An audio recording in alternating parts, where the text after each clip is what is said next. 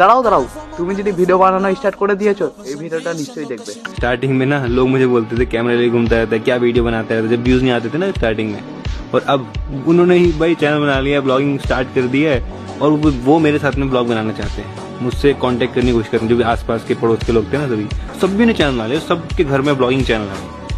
तो देख के मतलब लगता है कि यार मेरे को सोचते हैं भूल गया भाई, मैं भूला नहीं भाई, भूला है, सब याद है, सब याद है। जो मेरे पीछे से बोलते, वो मेरे मुंह पे नहीं बोलते थे, मेरे पीछे से। मुंह पे तो कोई बोलता नहीं है ऐसे, मुंह पे तो सब अच्छे ही होते हैं, बट पीछे से सुनने को मिलता है ना कि ऐसे बोलता है कैमरे में। बट अब जो तुमने चैनल बनाया है, ऑल द बेस्ट।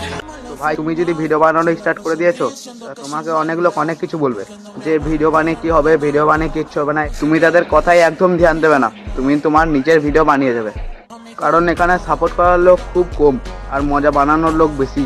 তো ভাই কিছুদিন পর যদি তুমি একটা বড় কন্টেন্ট ক্রিয়েটার হয়ে যাও তাহলে সেই লোকগুলোই বলবে ভাই তোর ফলোয়ার্সগুলোকে একটু বলিস যে আমাকে সাপোর্ট করার জন্য।